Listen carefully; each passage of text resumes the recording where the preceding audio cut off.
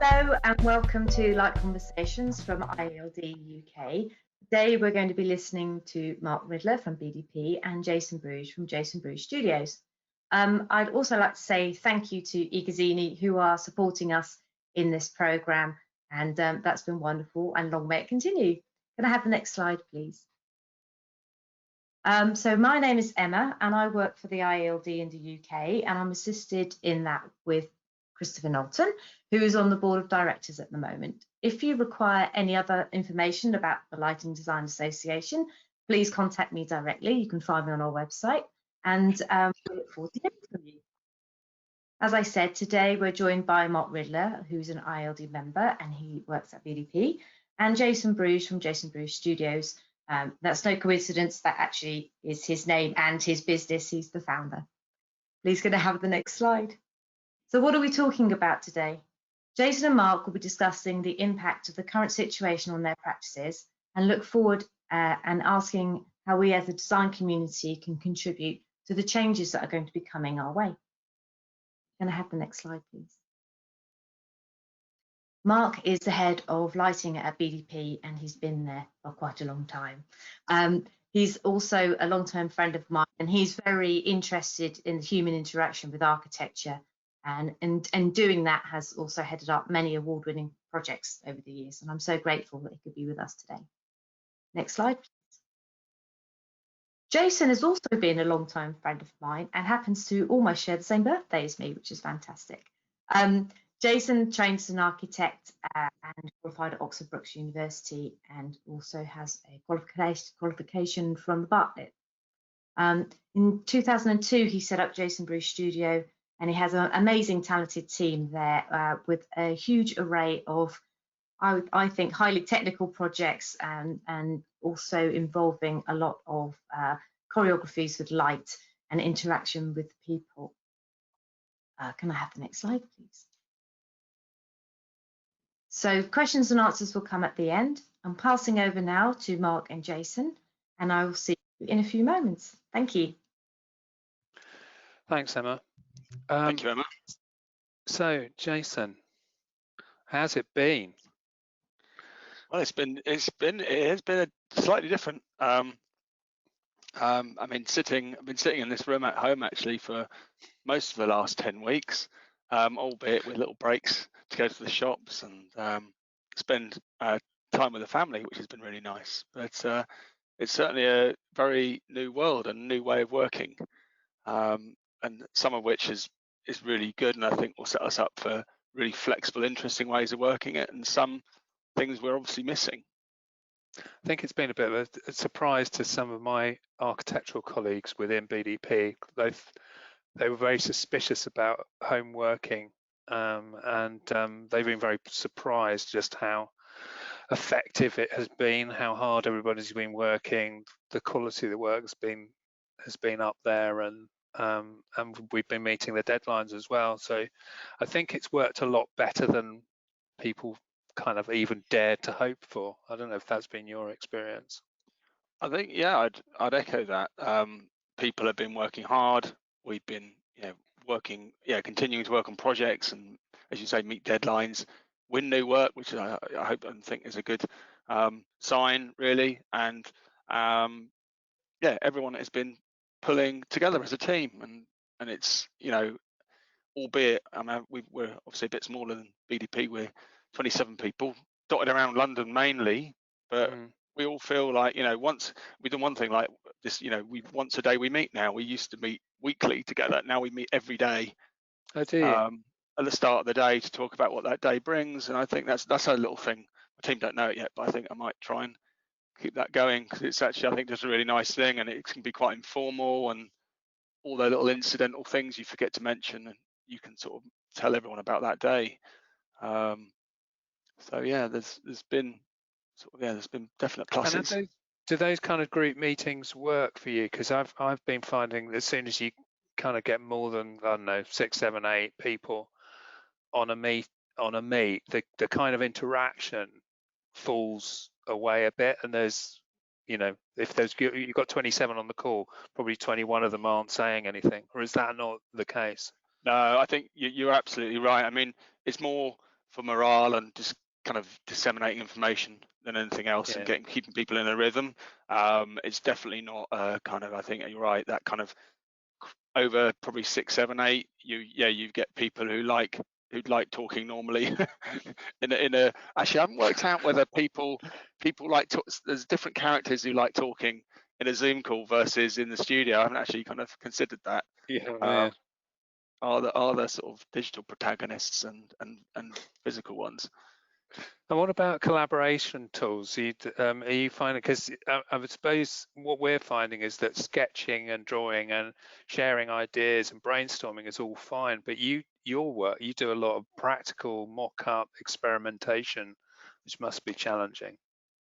That is definitely the case, and as you know, our studio looks a bit like a lab. So we've got things set up on benches, we've got things hanging from the ceiling, we've got things that are life size or parts of installations or interventions, and a lot of the time, obviously, we're building in the materials that we're hoping to use, and these things are plugged into computers and we're animating them. But is a lot of the time depending on us being there, and we're looking at the kind of quality of the materials, we're looking at how things are animated, the animation and choreography, and we are doing that over Zoom, I think we're using Zoom primarily, and we have cameras set up in the studio. We're doing a project for a sort of commissioner in central London at the moment, and we have part of the installation set across the studio where someone sat at home with the controller essentially and controlling it, and then we have 7 or 8 people watching and commenting and talking about it from various locations dotted around London and further afield. And that's certainly interesting, but it gets the job done basically, but lots of those sort of nuances and the things that we probably both are really interested in, like what's that material really look like, or the nuances of how the light just fades in and out, or the qualities of the diffuser that the kind of Zoom call doesn't really pick up on, and things like that. So we've been having to do that, but then it's a very visceral thing, isn't it? It's something that it's very tangible, and when you were actually experiencing it in the time and in the place, which in a way I imagine a 2D screen with limited resolution it can't really capture. Yeah, and then you might have 2 people, they've got the perfect setup and have big bandwidth and have got a good screen and it's well balanced, and at the other end someone's managed to set the camera up so it's being faithful to the situation. But across the team, that's not, we've got people working and living in all sorts of places, and we've got colleagues on boats in Devon, in all sorts of places, and not and all, places I'd really quite like to be, quite frankly, but not necessarily next to, they haven't got fibre to their boat or their village, and therefore, seeing again that kind of quality and the fidelity of the output is interesting. But we know we can do that if we have to. So so when people are talking about traveling, and again us commissioning things on sites like yourself, you want to go there, you want to see it. And we've been commissioning a project in Seoul at the moment where, again, we've been doing that. We've been working for 2 months across, sort of relatively low latency but low resolution camera feeds, trying to commission things with thousands of channels, things moving around, and it's been really quite difficult. I'm sure. You're like, could you slowly speed that up, or can we soften that, or can we add a tiny bit of green to this? And it's taking our collaborators in Seoul are having to sort of film things with HD or 4K, upload it to the internet, we got to download it, and that's for every little tweak. So a 10-second tweak is taking 4 hours. It's like trying to do heart surgery with oven mitts on, isn't it? Yeah, and with a bit of delay, and you've got to sort of make double sure every time you make a move to check you're not doing anything that's going to upset anyone. But so what do you think the long-term impacts are? I guess in the ways, just in the way we work and the practice, the relationship with clients and what have you. I think, obviously we'll be challenging. We've got quite a lot of commissions overseas. We've got some kind of new ones in North America, and obviously we're watching very carefully what's happening there at the moment. But you know, we always felt, I mean, I've always been a big believer in when you're working with people, meeting them face to face, engaging, and the sort of procuring new or acquiring new business and acquiring new commissioners for our sort of work. It's sort of quite important to know who you're going to be dealing with, and having that sort of personal relationship. And I always feel that quite often, even if a client's not paying for us to go somewhere, I'll go and meet them just to find out what the relationship's going to be like, what the environment's like, look at the site, understand the context, but also meet people. And for me, that's a really important thing. But I think we will be having quite frank conversations with clients perhaps more often, and I think it'll be a good thing for various reasons. That, well, we won't travel quite as much, but we will make sure we do, and when it's right. And so I think there'll be a little bit more thinking, hopefully, about the amount of travel we have to do, and acceptance that, again, like working at home, sort of working from abroad when you're working on a project will be allowed to do that. I think even in London, the DTMs, I think they'll stay virtual, is my gut instinct. I think the clients have been pleasantly surprised that they're getting more contact with their consultants and a better quality of contact, more frequent contact, than if everybody trogs along for 3/4 an hour across London and then sits in the same smelly room for 4 hours and then does the journey back. If you can get the principle of a practice to dip in for 3/4 an hour, really concentrate, really engage, then they're more likely to get that. It is interesting. I have the kind of quality of meetings and the people attending them has definitely gone up through lockdown in terms of, you're attending meetings, you go, oh, it's quite nice, as you say, the principal or some important people have come, and not that obviously people working on the project should be there and they're the most important people really, but it is nice to have everyone's view and everyone's input. And but what do you think part of me thinks that there's a lot of future gazing, going, oh, we're going to do all this, we're all going to do all that, but there are certain aspects that we should really remember pre-COVID that we really valued, and to remember that those are the things we should be taking into our future. What do you kind of think those? I mean, one of them we touched on, that you can't do everything on the screen. There's a very tangible relationship, or very real, visceral relationship with light, which we need to remember and bring back in. And perhaps even the role of light as a social glue. Well, I think that's really interesting, because I was introduced to an interesting phrase the other day, the absence of presence, which is was a clue to why we're getting so tired sat in front of screens. And it's because we're missing all these clues to our environment, because the screen can only give you so much. And even, as you were saying, even the qualities of light, and obviously we're all working across other spectrums and materials and qualities as well. So the multi-sensorial world doesn't travel across the camera and screen to you in full effect. So the haptic parts, or the aural parts, or the olfactory parts, all which work in conjunction with photons, are kind of missing, and apparently that's why we're getting tired. And I think we need to remember that designing the sort of very multi-sensorial world, obviously headlining with light, is kind of really important. Yeah, I sent a newsletter out recently, and one of the things was we contributed to Lewis Light.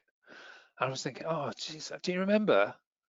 Do you remember when we used to go out in the rain, in the middle of the night, and play around with lights and create some stuff, and with a bunch of people? And it was kind of like, oh yeah, that was only 10 weeks ago. I know. Well, now you can go and do that in groups of 6 people, obviously, at 2 meter, as long as it's not professional, probably, because the professional services aren't really allowed to get together. But the groups of 6 people at 2 meter distances, you could go and quite happily test the prototype. I read something quite interesting this afternoon about Gloucester Council, and their thinking about ways in which they can re-energize their town centre. And they're talking about having extended light festivals was one of the ways in which they wanted to do this, and doing trails so that you de-densify the number of people, that you're not just got them all in a town square for a concert or a gig or something. You kind of spread them out over the whole town. Well, So I think there's still a I community. think absolutely. I think immersive outdoor experiences that are rather than compressed to rarefied and spread out, and certainly probably experiences that are experienced in new ways. I mean, people perhaps traveling on bicycles, or I mean, where people still have to in cars or public transport, socially distanced. But I think, you know, there will be, and I think people will be looking for new opportunities to basically enhance and entice actually people into their external environments and make them feel safe, make them want to. I mean, even though it's been a short time, we are going to have to sort of lure in the most pleasant way people back out into their environments to feel safe and to want to spend time in their kind of local environments. Yeah, I know. I've got my children are slightly older than yours, but they're 19 and 21, and they're just absolutely, I mean, they've zoomed themselves to death. They can spend 23 hours a day on, you know, calls to their friends, but they are so desperate to get out about again. Yeah, so I think the kind of the sort of new forms of entertainment or exploration or layering, I think will just be as important as ever in our cities. So sort of storytelling and entertainment, theatre of the everyday and sort of interventions, I think will all Theatre's be. a good example, I think, isn't it? Because you might not actually be able to get 2,000 people back inside of a Matcham theatre, but that community, you're not going to stop them creating stuff and telling stories and performing, and that's actually much more likely to happen outdoors, isn't it? Yeah, I mean, it's where you sort of see I think, yeah, there'll be perhaps a growth in the alternatives, the sort of I suppose the sort of punch drunks or the people that are using environments in new ways, you know, building facades or environments, or where you can get that kind of flow of people through different sorts of environments to sort of create linear theatre, or I think it kind of will be kind of fascinating to see. I think there's lots of opportunities in that, and I think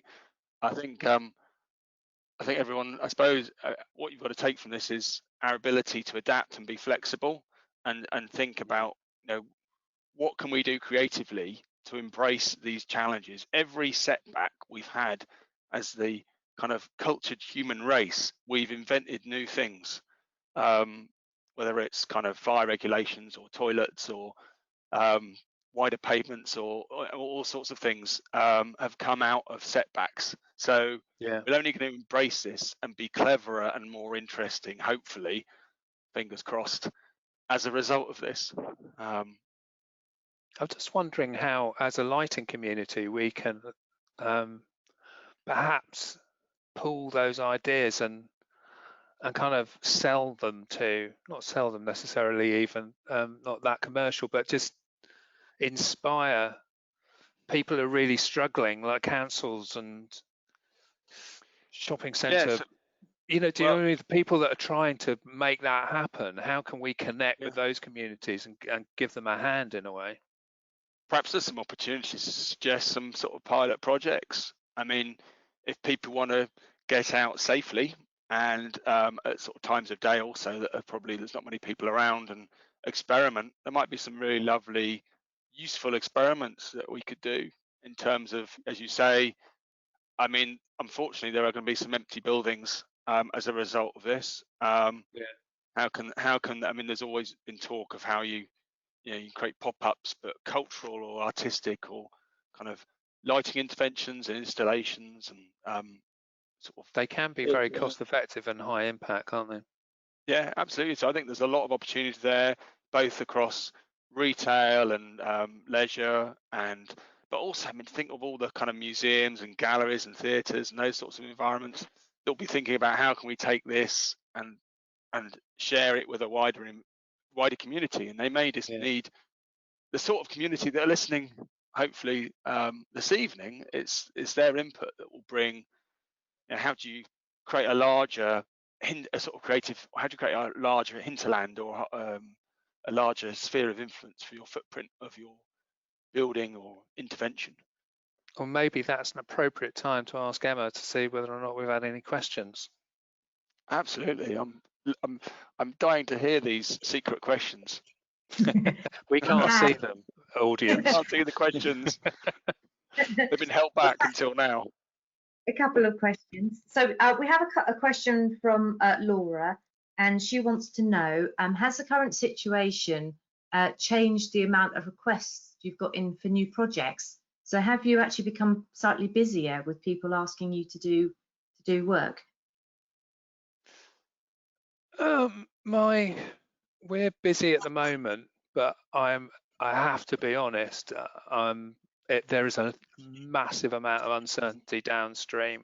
It just, I was talking about office schemes, and I've got some friends who are solicitors, and they've come to the conclusion they like home working so much they're just going to close down their HQ in London and rent a smaller office that just has meeting rooms and carry on working like this.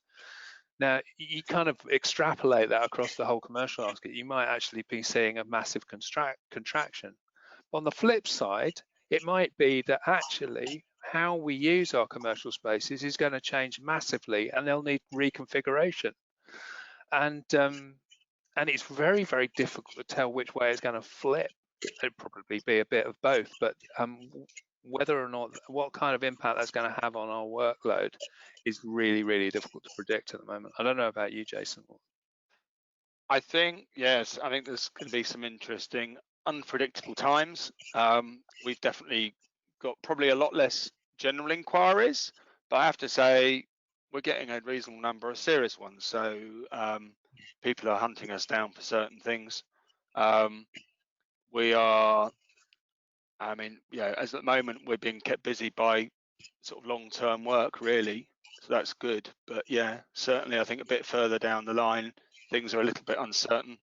But I think, yeah, we're going to have to be creative and think about where we are looking for work, and again, responding to these new situations. I think that was the other thing you were saying was the way in which you can market yourself is changing as well. And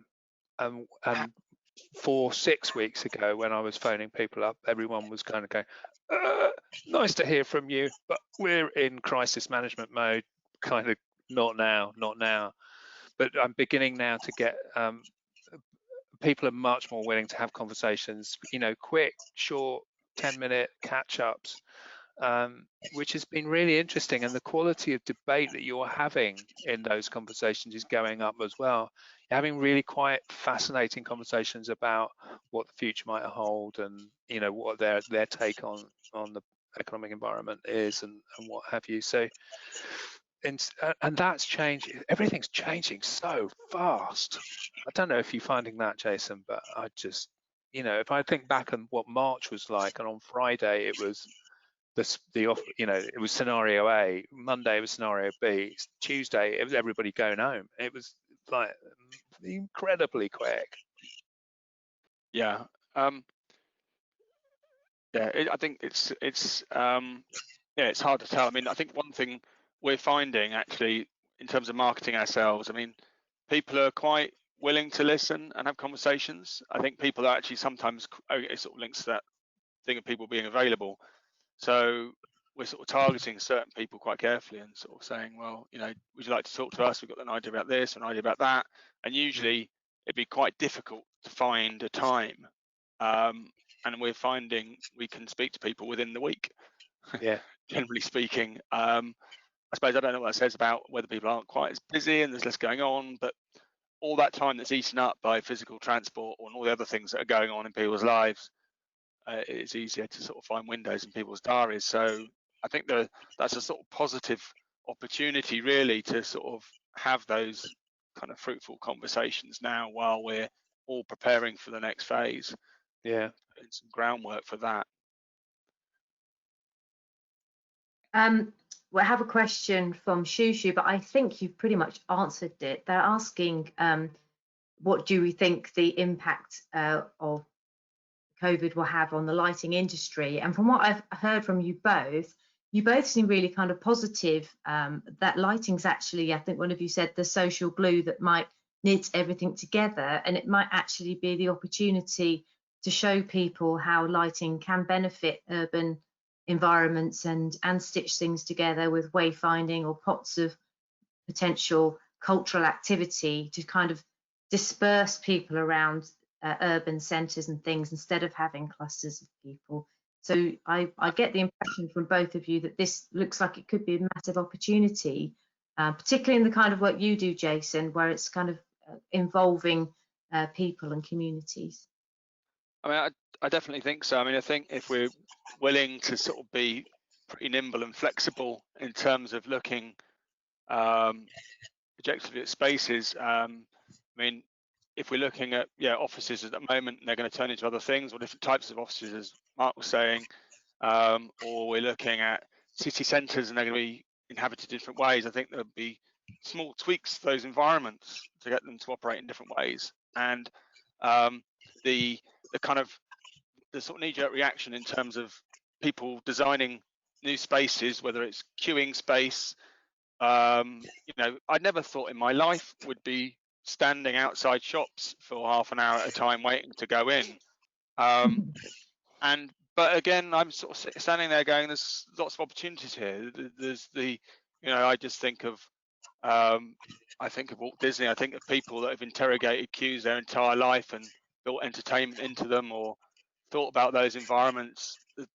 And these are very under-designed environments at the moment because they're kind of very pragmatic, utilitarian environments. But I mean, people that will be kind of looking at those environments and think, what can we do there? We have a captive audience of 50 people for 20 minutes. What is something we can do? Or how can we improve that environment? You know, it's not designed an undercroft perhaps of the exterior facade of a sort of large shop's not designed perhaps for people queuing there on a few levels. So I think there's all sorts of things going on. I mean, there's obviously lots of challenges.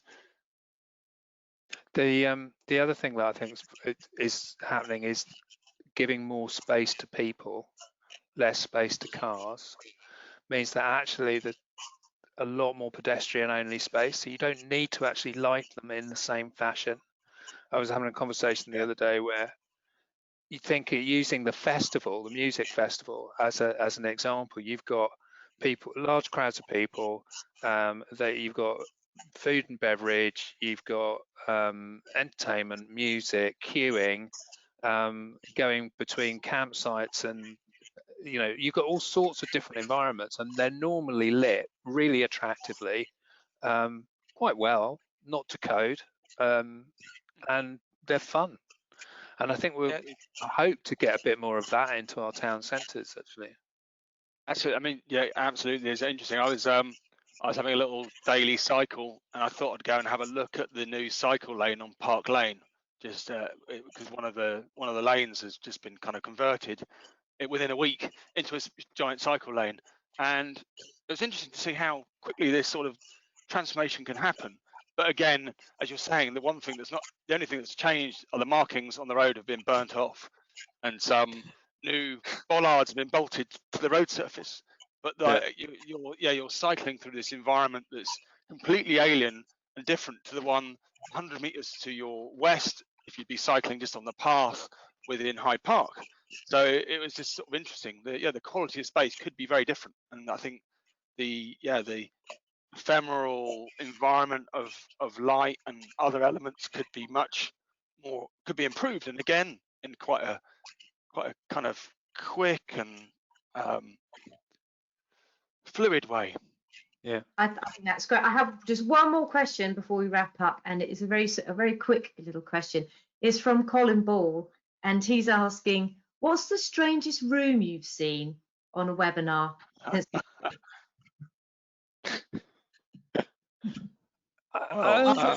I don't think I've seen very many strange rooms. They're all magnolia in the main. There's some that have some really interesting back. There's an architect that we've been working with that's just got the most interesting desk behind him. It's got lots of really interesting things on them, and it sometimes can be a bit distracting. Some of the Zoom backgrounds are a bit bloody bizarre, in as much as they pretend you're in a Manhattan loft environment with some colleagues behind you, which is kind of really weirdly fake. But no, I'm very glad to see Jason's got a lovely biophilic plant behind him. Yeah, I mean, that's one thing. Colin, before I go, Colin's got a pretty weird room because he's got a feathery gown hung on his wall. Oh, wow. So, okay, that sounds... maybe it's Colin's wall actually. It's the most weird. We'd like to see this, perhaps. Has anyone got a room they want to put forward? I'm trying to think. I mean, it's just I just like to see where people are working from, and actually, I think that if it's possible to be mobile and work and with these calls, I think it's quite good for your well-being. So actually, trying to move around, whilst it's not always possible, in terms of taking advantage of different environments in your house or different aspects, I think, is really good. So I've been trying to move around a little bit, but it is, it's difficult getting that mix of the right environment in terms of furniture, light, sound, privacy. Privacy is a big one, isn't it? It's trying to find a space where you're not going to get interrupted or disturb other members of your household. I have seen people, it's not necessarily their environment, but it's been them running through their apartments or houses trying to get away from their families to find quiet spaces during meetings. It's been probably the most sort of amusing and strange at the same time. Well, thank you very much for answering those questions, and that's quite a neat little segue because Colin's up next, of course. He's next Tuesday, so anybody interested in seeing what Colin's room looks like, tune in on Tuesday. So a big thank you again to Jason and Mark, and enjoy, if that's the right word, the rest of the lockdown. And I really look forward to seeing you both in person. So big thank you. Absolutely. Thank you, Emma. Thank you, Mark. Delightful Cheers, Jason. Conversation. Thank Bye. you.